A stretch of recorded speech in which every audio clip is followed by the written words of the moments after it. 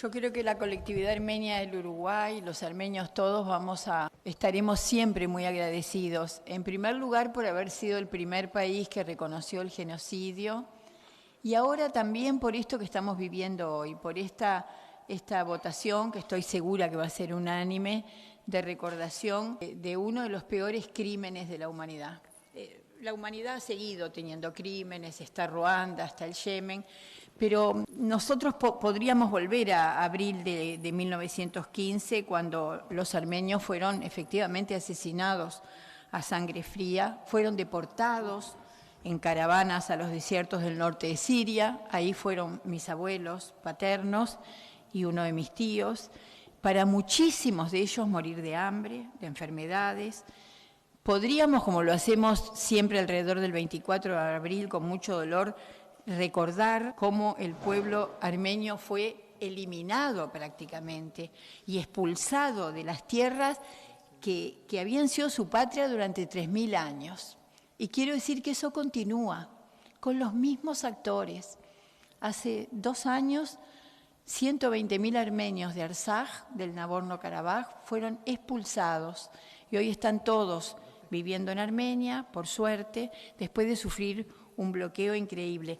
Pero este relato que hacemos los armenios, porque esta causa es una causa pendiente de la humanidad, todavía no hay un reconocimiento muy importante en toda la comunidad internacional. Por eso, a veces cuando nosotros apelamos al relato de los armenios, siempre yo incorporo a Winston Churchill, que me parece que realmente Churchill decía, no hay duda que este crimen se planificó y ejecutó por razones políticas. Churchill era en ese momento uno de los líderes más prominentes de aquel momento. Se presentó, decía él, una oportunidad. La Primera Guerra Mundial, esa fue la oportunidad, para hacer desaparecer una nación que se había rebelado contra la barbarie turca y cuyas aspiraciones de libertad podían ir en contra de los intereses de Turquía.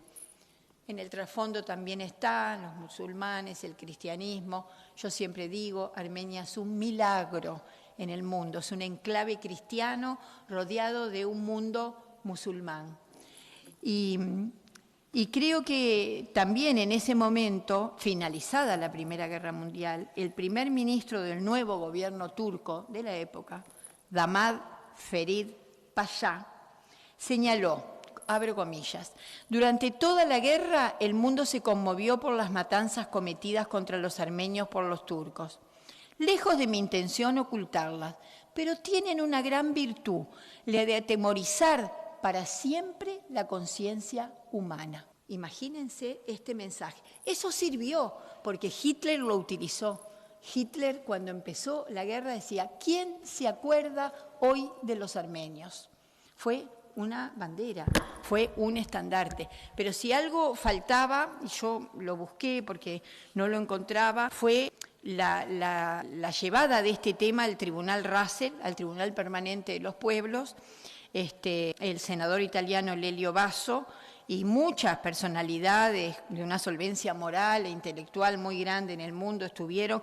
Eso fue en el año 1984 y el Tribunal Russell también constató que la población armenia fue objeto de masacres, de otras violaciones de los derechos humanos, que constituyen un pueblo en el sentido del derecho internacional y que ese pueblo tiene derecho a disponer de sí mismo de acuerdo con el artículo 1 y 2 de las Naciones Unidas, de la Carta de las Naciones Unidas y las disposiciones de la Declaración Universal de los Derechos Humanos.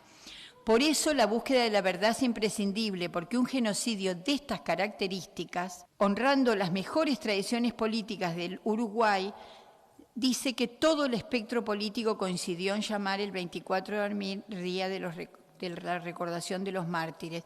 Conlleva, además del asesinato masivo de las personas, un asesinato de lo simbólico, es decir, prolongado en el tiempo. Entonces, no hay ninguna duda que en ese momento sobrevivieron unos 400, 500.000 armenios, muchos fueron a parar al Líbano, ahí fue mi familia, la familia de mis padres. Mi padre amaba a los libaneses, los ayudaron mucho a los armenios a salir del Líbano y venían en barcos muertos de hambre, comiendo solo chocolate. Escuché toda mi infancia ese relato. Por eso en mi casa nunca se tiró ni medio pedazo de pan, porque los que viven el hambre de verdad saben de qué estamos hablando. Y llegaron a Latinoamérica, llegaron fundamentalmente a Brasil. Hoy hay una comunidad armenia muy grande en San Pablo, muy grande, muy poderosa también. En la Argentina hay más de 150.000. Y también llegaron a este Montevideo que nos abrió las puertas, el Montevideo, el Uruguay Ballista, que nos abrió las puertas, que había siempre algún armenio que te recibía. A mi abuelo lo recibió una familia del Cerro. Y el mismo día que llegó, para entender la cultura del trabajo, que por suerte yo he heredado como un gran bien, el mismo día que llegó, dejó a mi abuela, dejó a sus 3 hijos y salió a vender palillos de ropa de madera puerta a puerta. Y le decían el turco, pobre mi abuelo, que era el peor insulto que le podían decir. Pero digo, también los que llegaron le incorporaron mucha riqueza al Uruguay y le sigue incorporando una comunidad armenia laboriosa, trabajadora, que está hoy en el centro. Bueno, tenemos un subsecretario de Salud Pública, tenemos diputados, tenemos senadores.